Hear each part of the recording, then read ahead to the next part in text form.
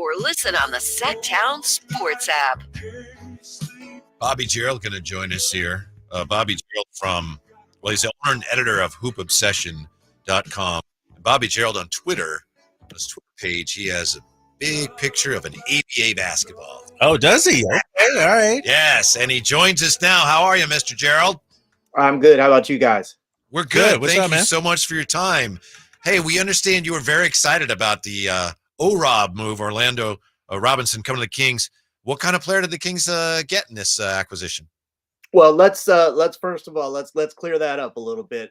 Very excited and yeah, let's tone it down here a little bit. We are talking about a second or third string center, but I like it. Whitey, you and I have been around long enough to remember signings like Antoine Wright and some different guys over the years, Mikey Moore, where people did get a little too excited, and I think Orlando Robinson is, like I said, a second or third string center. But what I like about it is it's a smart, data-informed choice of a guy who's a legitimate center in the NBA. I think he's got a 7'4" wingspan. You can start with that. Not a great athlete at all. As a matter of fact, he actually had the slowest three-quarter court sprint time at the 2022 draft combine. He's not a big jumper. He only jumped like 27.5 inches on his max vert. But what he has done, and through his days at Fresno State and then into the NBA, is I think he's consistently gotten better. I think he's a plus defender.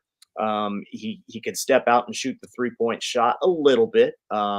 Very small volume, but it is a part of his game. And he's a good decision maker, which is something you don't often see from some of the bigs in the NBA. This is a guy who's had, more assists than turnovers the last few years.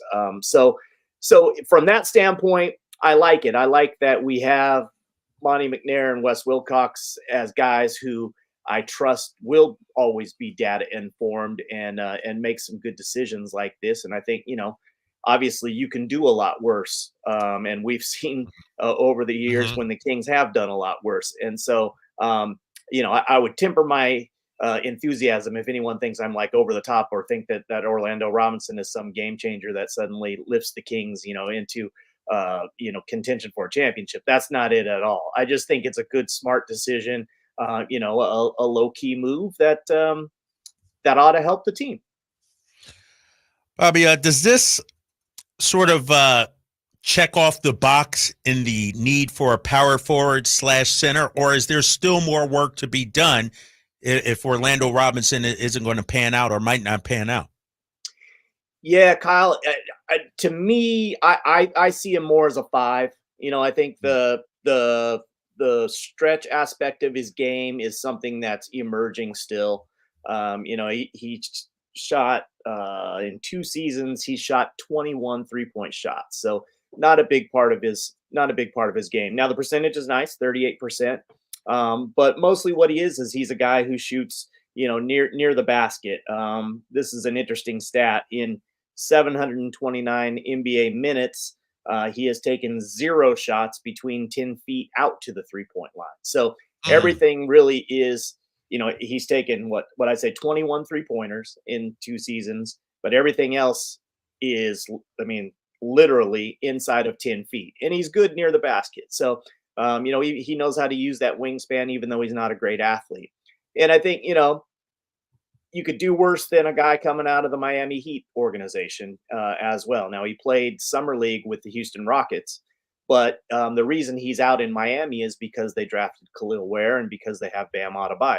And I think rightfully so, he would be third fiddle to both of those guys. And so it's a nice pickup. Sometimes you can cash in on a guy who, maybe just is behind a couple of guys that are better than him on some other team that can step in and find a niche or play a role for Sacramento. Catching up with Bobby Gerould, owner and editor of hoopobsession.com. We just were talking about a story from Brett Siegel, not really a story, just kind of a blurb that the Kings still have interest in Kyle Kuzma. We were a little surprised by that. We thought that ship had sailed. I'm just wondering your opinion. Do you think the Kings should be? Do you think they are still looking at Kyle Kuzma or Cam Johnson or somebody of that ilk, maybe to fill that void at the 4 spot? Yeah, I don't have any insight on it, Whitey. I wish I did, but I'm with Kyle on this one. And I've been pretty vocal about it as well. That I think at this point, Kyle Kuzma is probably not a great fit for the Kings as far as I think he's a good player. I think he's a mid-tier starter in the NBA at his position. And so yeah, if you could get him for a reasonable cost, sure. But I think that now that you've got Fox and you've got Sabonis and you've got Keegan and you've got DeMar DeRozan, you're going to need a guy who's much more of a complementary piece than a guy who is someone who's going to want shots. And I think Kuzma at one time in his career was that kind of complementary player. But I think now he's had a taste of being the man, and he's what, 28 years old or something like that. And, he's been the guy on a Wizards team. And I think he'd come in and really demand his shots. And I think you're at the point now where you're starting to run out of basketball. Someone's got to pass that thing. Right. And so that's kind of where I'm at with Kuzma. Gotcha. So, Bobby, who do you like then? Who else might be out there that you thought, you know what, the Kings should go out there and get this guy? That's a good question. And there have been guys, but I've just seen them steadily come off the board, Kyle. There have been some different guys. I think I mentioned this last time I was on with you. This would be a really low key and not like a big signing or anything like that. Jordan Wara has been someone who's intrigued me as someone who's been improving over the years. Another guy who's kind of stuck behind some other players. So there's a guy like that. And then you're getting into some real deep cuts, after that. There's a guy in Dallas, Greg Brown, who was part of their G League situation, who I saw at the showcase last year. And I just thought, here's a guy who is just so hyper athletic. He might just be crazy enough to be that guy where you don't have to run any plays for him.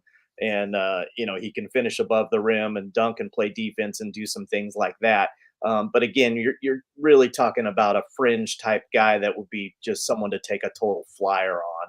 So it's rough, man. Unless there's going to be a trade involved, I don't really necessarily see a free agent out there right now that's available that is going to make perfect sense.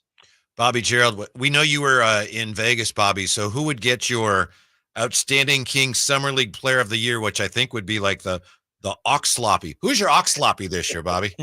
I don't know what that means. What are you? Ox Sloppy. Yeah. What is that, White? Outstanding Kings Summer League Player of the Year. Got you. Ox Sloppy. Okay. It's an acronym for okay. Yeah. Wow, Whitey. Going deep.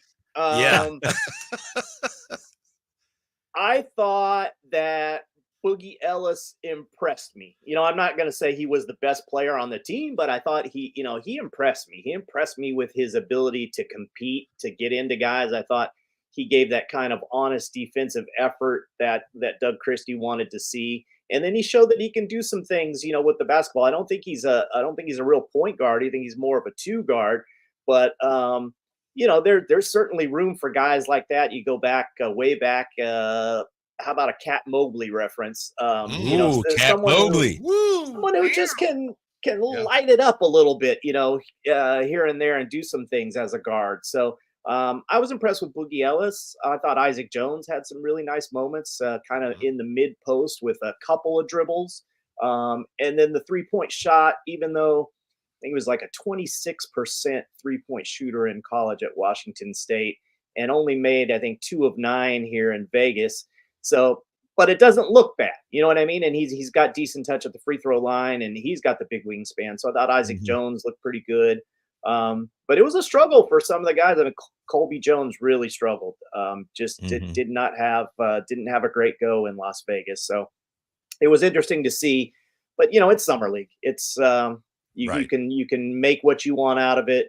Orlando Robinson, I think maybe why people got a little confused or thought I was overexcited about O-Rob was because he's made my Hoop Obsession all Summer League team 2 years in a row.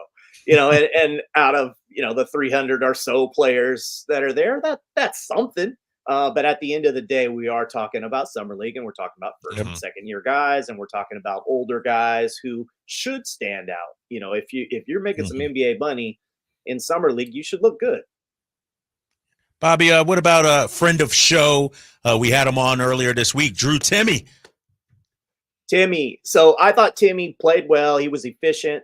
I've kind of just continue to have the same feeling though about Drew, and that is that if he could make 3-point shots at a reasonable clip, there might be a place for him in the NBA. He's basically a center in a small forward or power forward's body. He's not big, he's not long. Defensively, I think he's not a great defender, and the 3-point shot is just really flat and inaccurate at this point. And so you're asking him to go out there and play center where he's just overmatched against so many guys that are so much bigger. Now, I love the footwork. I mean, pristine footwork, made some nifty passes out of the post. But all that being said, he actually had more turnovers than assists in summer league. So, again, I just think he was a great college player, but one of those guys that just isn't freakish enough athletically and not a good enough 3-point shooter to do what you would ask of someone his size in the modern NBA, which, I think you got to be able to stretch the floor, unless you are a center who's just a block shot, shot blocking Derek Lively type guy who's, rim running and rebounding and all that kind of stuff. And I just don't think Drew has that kind of athleticism. So he was not even a candidate for your ox sloppy, was he? He wasn't even on the board. If I went by numbers, I think he actually was the most efficient guy. But yeah, and I'm going to try to never even remember what you're sloppy. Yeah. Did you come up with that today, or is that something? Yeah, he just wrote it down. I was like, what is that? Ox sloppy. So I just, you throw it out there and you see if it goes in. Right. Bobby, thanks. Yeah, we appreciate your time very much. Make sure you check out hoopobsession.com. Thanks, man. And we'll be catching up with you soon. Okay. One real quick. Yeah.